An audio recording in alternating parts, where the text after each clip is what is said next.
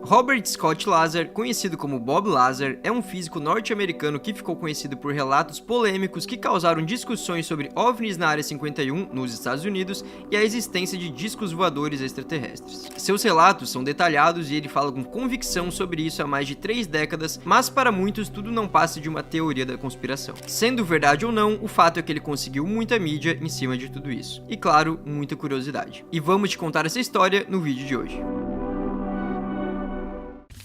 E aí pessoal, tudo bem com vocês? Eu sou o Lucas Filos, esse aqui é o Planeta Novo. Se você não conhece o canal ainda, seja bem-vindo. Se você já conhece, claro, seja bem-vindo novamente. Hoje a gente vai falar aqui de um assunto bem interessante, né? Que tem a ver com alienígenas, extraterrestres. O que tu acha, Diego? Tu acha que existem ou não existem? Eu acho muito massa esse assunto. Eu acho que existe sim, porque se fosse só nós na Terra, não aconteceria tanta bizarrice aí no mundo. Então eu acho que existe sim. Eu também acho. Tipo assim, eu não tenho muito argumento pra falar que eu acho, numa discussão, assim, séria sobre isso. Mas eu escolhi acreditar. Se a gente sentasse aqui agora e fizesse um podcast só sobre isso, porra, a gente ia conseguir falar sobre várias muitas coisas, teorias, né? Porém, tem muita gente que acha que é baboseira, então a gente guarda pra nós, né? Só conversa com quem gosta. E tem gente como o Bob Lazar, que a gente vai falar aqui a história dele hoje, que levou essa história muito a fundo e trouxe realmente o tema à tona, até a ponto de fazerem documentários sobre ele, entrevistas muito grandes com ele. A gente vai contar essa história no vídeo de hoje. Qual vai ser a meta de likes, então, pra esse vídeo? Meta de likes eu já quero 7.827 likes. 7.827 likes, então a gente conta com vocês pra bater essa meta. Bom, o Bob, como ele era conhecido, diz ter trabalhado de 1988 a 1989, então por um ano apenas, como um físico em uma área chamada S4, que fica ali no Lago Papuz, próximo à Área 51, em Nevada, nos Estados Unidos. O que ele diz basicamente é que lá funcionava como um esconderijo militar para o estudo de discos voadores extraterrestres. Bom, não há relatos com profundidade sobre isso, porque a CIA e também o Exército dos Estados Unidos não permitem tamanha exposição, mas a história que o Bob trouxe, e até mesmo com detalhes, é clara, pelo menos para ele, né? Bom, ele diz ter sido chamado ao trabalho na S4 por Edward Teller, que é um físico teórico alemão conhecido como o pai da bomba de hidrogênio. O Bob disse que foi contratado como engenheiro para um projeto totalmente secreto e achou que trabalharia ali basicamente num sistema avançado de propulsão, que era algo que ele já sabia fazer e de fato tinha a ver com isso, mais aplicado ali, né, relacionado a algo que ele não imaginava e não estava esperando encontrar. Bom, ele disse que foi levado de avião de Las Vegas até o Lago Groom, que fica ali perto do Lago Papuz, colocado em um ônibus então e levado à área S4. E ele disse que chegando lá e sendo apresentado ali ao que ele teria que fazer, a porta do hangar estava aberta e havia um disco voador. Ele diz inclusive que nessa hora falaram para ele olhar para frente e andar em linha reta, o que dá para entender basicamente que era para ele não ver outras coisas, né? Se falam para você olhar apenas para frente, é para você não olhar pro lado, então ali ele já suspeitou, né? Pô, imagina, tu nunca viu um disco voador e os caras falam, não olha, aí tu fica tipo... Então existe mesmo, ai, né, meu Deus.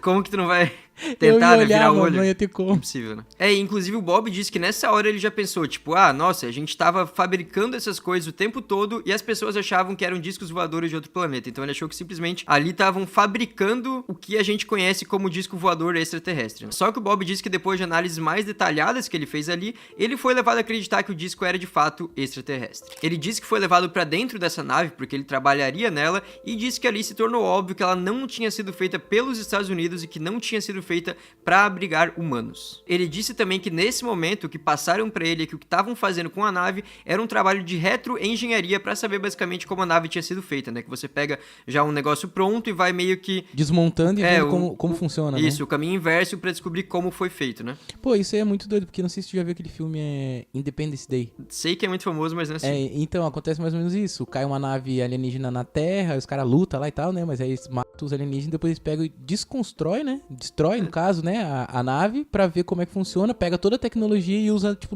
digamos, no planeta. Em outras coisas. Eu acho que é isso que os caras fazem, no caso. É meio que isso que ele quis dizer ali, né? Tava fazendo a retroengenharia e, segundo Bob, a nave tinha 3 níveis. Tinha o nível superior, onde ele nunca foi, inclusive. Tinha o nível médio, onde ele podia entrar. E o nível inferior, onde ficavam amplificadores de gravidade e onde levava pro fundo da nave. Ele diz também que essa nave não tinha um painel de controle, nem interruptores ou algo do tipo. Tinha apenas 3 cadeiras e pouquíssimas outras coisas. E um dos fatores mais impressionantes pra ele, acho que é o fator realmente que mais fez ele realmente ficar curioso com isso, foi de que o reator da nave era muito pequeno, algo que poderia ser segurado apenas com uma mão, mas que gerava mais energia que todas as usinas nucleares. Então era um negócio muito pequeno que gerava uma energia absurda e isso fez ele pensar, tem algo diferente aqui, né?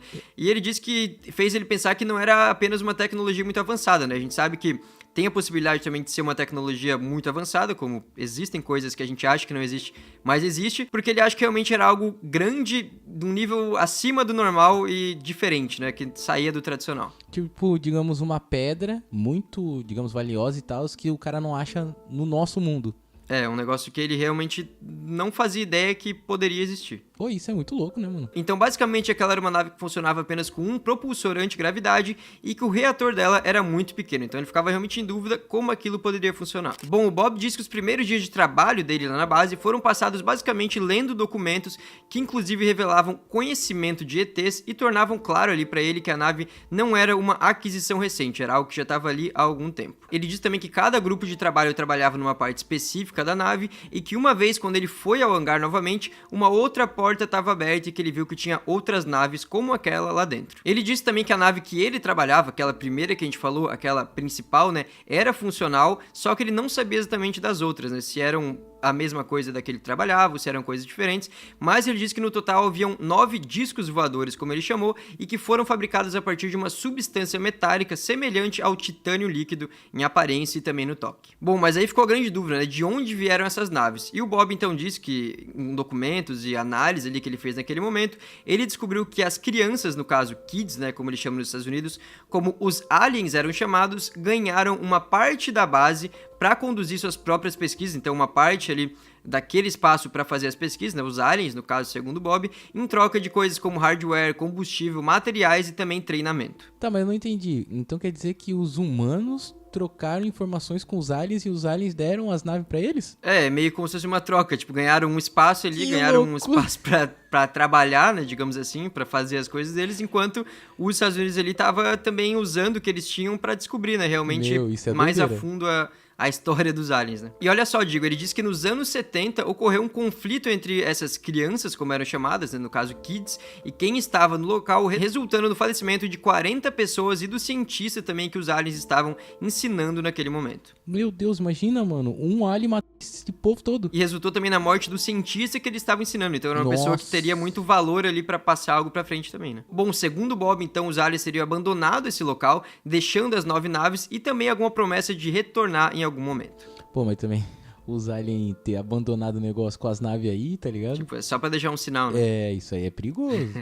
E o Bob disse que foram pelo menos 15 anos dessa troca de tecnologia, como ele chamou, entre os aliens e os cientistas que trabalhavam na base. Bom, e aí uma parte muito importante na trajetória do Bob foi que ele foi despedido depois de infringir as normas de segurança. Bom, contando essa história, então, o Bob disse que ele sabia ali os momentos que a nave era testada, que isso acontecia normalmente nas quartas-feiras, então ele sabia a programação toda ali dos testes e decidiu levar alguns amigos, né, pra mostrar ali, tipo, ó, o que eu falo pra vocês é real, vamos lá ver o que eles realmente vão fazer. Então, no momento que ele não tava trabalhando, ele levou esses amigos pra verem os testes pessoalmente, e o Bob diz, inclusive, que eles viram uma luz brilhante, que seria uma nave extraterrestre se movendo pelos céus e outras muitas coisas. Bom, o que ele fez, é claro, foi errado, né, porque ele levou ali pessoas que não poderiam estar naquele local pra acompanhar algo que seria secreto, né, segundo o Bob, e depois de um tempo, então, ele foi pego, foi interrogado numa base da Força Aérea, onde, inclusive, ele disse que teve muitos atritos. Ele disse que estavam tão bravos, tão indignados com o que ele fez, que chegaram a apontar uma arma pra ele, ameaçaram também a vida dele e da esposa dele e apagaram os registros dele sobre a vida profissional no geral. Pô, isso é doideira. Então ele não consegue provar, digamos assim, que trabalhou lá. É, essa é uma grande parte da história, porque muita gente fala que ele inventou essa parte também, né, pra dizer como uma desculpa, mas ele diz que só não sabem que o que ele realmente fazia porque apagaram por conta própria, né? Pô, e isso é muito louco, porque tem várias histórias, né? Que os caras falam que a galera que trabalha... Queima de arquivo, né, digamos, chamam no governo dos Estados Unidos, ou trabalha como cientistas, para assim, quando eles saem, eles meio que têm uma nova identidade, né? Eles são outra pessoa, não são mais pra aquela... apagar aquilo ali, né? Isso. Bom, agora a gente vai falar sobre a Stake. A Stake é a nossa patrocinadora. Se você ainda não conhece, é um local perfeito para quem curte esporte. Você curte futebol? Você pode acompanhar os jogos lá na Stake. Você pode acompanhar jogos que estão do Brasileirão, da Libertadores, da Premier League. E você pode acompanhar também NBA. Inclusive na NBA, a Stake tem as melhores odds do mundo. É uma parceria que tem lá com a NBA e por isso ninguém vai te pagar tão bem quanto a Stake. Tudo isso, se tu quiser assistir, não precisa nem apostar. É só abrir uma conta, colocar lá o cupom Planeta Novo, cria lá uma conta, não precisa apostar, vai dar pra assistir. Já dá pra ver os jogos da Libertadores, dá pra ver o Brasileirão, como a gente falou, Premier League, NBA, Fórmula 1 e vai poder ver tudo ali em 4K, tudo certinho, certo? Se você quiser apostar, vai lembrar, agora a gente vai ter esse final de semana a rodada do Brasileirão, é uma boa pra começar, né? Eu e os moleques, por exemplo, faz um bolão, bota 2 pila em cada ali, faz uma brincadeirinha nos 15 pila, e normalmente erra, né? Porque os moleques não tem nada de futebol por aqui, tá ligado? Só falam, né? Os caras falam, não, agora não tem como, esse aqui é impossível perder. Vai lá e perde. Então, a Stake tem grandes parcerias, tem com o Drake, por exemplo, e se você quiser aproveitar essas parcerias para ter promoções, vai lá, cria sua continha, e é isso aí. Bom, e depois disso, o que o Bob resolveu fazer foi levar essa história pra mídia, até por medo, né? Porque ele pensou que se ele levasse uma história de que os Estados Unidos estavam ali escondendo coisas da população, não iam querer sumir com alguém enquanto essa história era comentada, porque senão ia ficar muito claro que foi quem mandou fazer tal coisa ou que era verdade, né? Que tinha algum problema nisso. E na primeira entrevista que ele deu depois do ocorrido, então, ele afirmou que existiam aqueles 9 discos voadores na Área 51 e que todos seriam de origem extraterrestre. E olha só, pouco tempo depois disso, o Bob foi preso e acusado de ajudar a gerenciar um bordel em Las Vegas, o que é crime, né? Ele inclusive assumiu que criou um sistema de computador pro bordel ser gerenciado e que de fato isso é contra a lei, então ele não negou isso, mas ele disse que haviam pessoas do FBI na audiência sobre esse caso, o que não era muito esperado para um caso que basicamente seria sem tanta importância, né? Porque é um crime que não é um crime absurdo que precisaria de pessoas do FBI ou algo muito grande, né? Ele diz que forçaram as coisas para meio que criar mais barulho do que o necessário para também descredibilizar a imagem dele. E uma curiosidade também é que o Bob voltou a ser preso em 2006 por venda de produtos químicos ilegais. Bom, mas mesmo com tudo isso, com tanta coisa acontecendo, ficava claro aquela dúvida no ar, né? Os relatos dele eram verdadeiros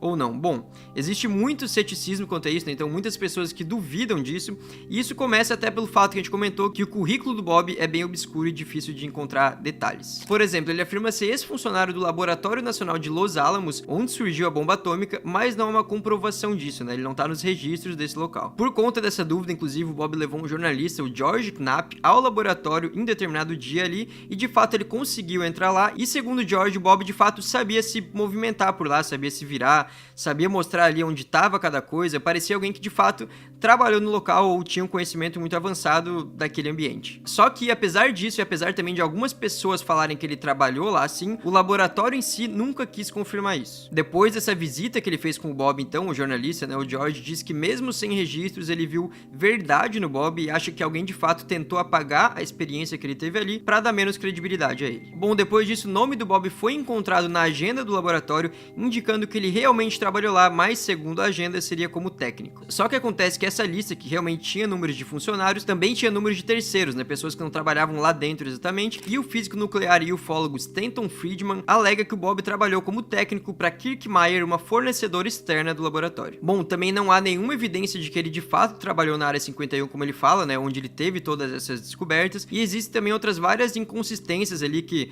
apareceram nos depoimentos dele, que já foram observadas por jornalistas ou outras pessoas da área também. Por exemplo, ele diz também ter formação universitária no MIT, né, que é o Instituto Tecnológico de Massachusetts, e no Instituto de Tecnologia da Califórnia, mas o nome dele não aparece no registro dos dois lugares. E sobre isso, o Stanton Friedman, um físico que a gente acabou de citar ali também tem dúvidas sobre isso. Ele diz que o Bob teria terminado em antepenúltimo lugar em sua turma no ensino médio, segundo registros encontrados, e que com esse histórico ele dificilmente teria capacidade ou conseguiria entrar no MIT. E o que também chama a atenção das pessoas que duvidam das histórias dele é que ele lembra de alguns detalhes muito específicos sobre as histórias que ele conta, né? Sobre as descobertas que ele fez, sobre as naves, sobre as histórias que ele leu. Ele lembra, mostra que tem uma memória boa para isso, mas ele meio que demonstra não lembrar de aulas que teve nessas instituições que ele teria estudado, de professores, de algumas datas também que questionaram ele, então isso fica meio estranho, né? Porque ele lembra de muita coisa de determinado assunto, mas disso já ele não consegue convencer as pessoas, né? E a dúvida foi tanta naquela época que o Bob passou inclusive por detectores de mentiras. Foram 4 testes feitos por 2 investigadores diferentes, ele passou em 2 desses testes e falhou em 2. Mas um desses investigadores disse que o Bob tinha um contato visual tremendamente positivo, que ele não titubeava, né? Não demonstrava ali desconfiança e também nem se contradizia, então ele disse que isso convenceu ao menos de que o Bob de fato acreditava no que falava. Talvez seria de fato mentira, mas aquela coisa do cara às vezes ter uma mentira... Acreditar tanto na própria mentira... que ele realmente acha que é verdade aquilo. Se torna verdade. Então pode ser um caso desse também, né? Bom, mas no geral, ao longo dos anos e também passando por vários países, essa história é realmente conhecida no mundo inteiro, a história é mais desacreditada do que acreditada, no meio da ufologia e da ciência principalmente, né? Que é o mais importante aqui, né? A gente vai ter uma opinião de leigo, assim, nessa área, né? Mas as pessoas que realmente são da ufologia, são da ciência, não costumam dar muita credibilidade credibilidade pro Bob. Inclusive aqui no Brasil, né, tem uma referência na área da ciência que é o Sérgio Sacani, né, do Space Today, um cara que realmente é muito respeitado pelas opiniões, as análises deles também, e em participações que ele fez em podcast, ou também quando ele comentou no canal dele, ele diz que não acredita no que o Bob diz e que ele faz isso basicamente para chamar a atenção e atualmente para lucrar. Isso porque atualmente o Bob administra uma empresa de suplementos científicos, a empresa vende ali materiais, incluindo materiais radioativos, ímãs muito poderosos também e outros químicos, então para muita gente ele apenas continua falando dessa história para continuar em alta e também lucrar com isso. Apesar disso, é claro, também tem gente que acredita nele e essa é uma briga que dificilmente vai acabar, né? Uma das frases mais famosas do Bob é a seguinte: o fato é que existe um pequeno grupo autônomo dentro do governo americano que está tomando decisões sobre o que você e eu podemos saber sobre a vida extraterrestre e a interação da humanidade com ela. Bom, e o que vocês acham? Vocês acreditam na teoria do Bob ou na teoria das pessoas que... Teoria não, né? Nas pessoas que desacreditam nele. O que tu acha, Diego? Pô, o que ele falou aí no final é muito sério, mano. Porque, tipo, realmente é um bagulho que se os caras quiserem modificar, eles conseguem modificar. Ele acabou de falar que o governo americano poderia ter excluído tudo, digamos, o passado dele, todos os registros ali. Eu acho que é realmente isso. Porque eu penso muito nesse bagulho de filme, sabe? Tipo assim, tudo bem, não, é filme, gente, eu sei. Mas, tipo, sabe quando os caras ficam fazendo cada vez mais coisas, digamos, fora do mundo, desastres naturais? Eu acredito, eu, Digo Black, acredito que isso é uma forma meio que de ir avisando a galera. Ir avisando. Porque quando já tiver meio que saturada, vai aparecer ou vai acontecer, a galera vai ficar, tipo... Nossa, eu vi no filme, não sei o que, fui sempre avisado. E é tipo um aviso, tá ligado? Porque, tipo assim, querendo ou não, eu acho que eles sabem de muita coisa, mas eles não falam pra população, ou não divulgam assim, pra não criar um caos também. É meio que esse é o argumento que dão, né? Que tipo, por que não divulgariam? Ele fala, pra não criar um caos na população. Sim. Porque imagina se tu sabe que existe, digamos, um outro planeta com gente, ou sei lá, outras formas de vida, a pessoa ia entrar em, sei lá, em parafuso, porque ela já fica em parafuso tendo esse mundo, aqui, tá ligado? É meio que isso, né? É meio loucura. Mas então deixem aí no comentário também o que vocês acham, né? A opinião de vocês. Com certeza vai ter gente discutindo aí, vai ter gente acreditando, gente duvidando do Bob. Então comentem aqui, deem também sugestões de temas para as próximas semanas. Deixa o like se gostou do vídeo e se inscreve no canal também se não é inscrito ainda. Tamo junto, até a próxima.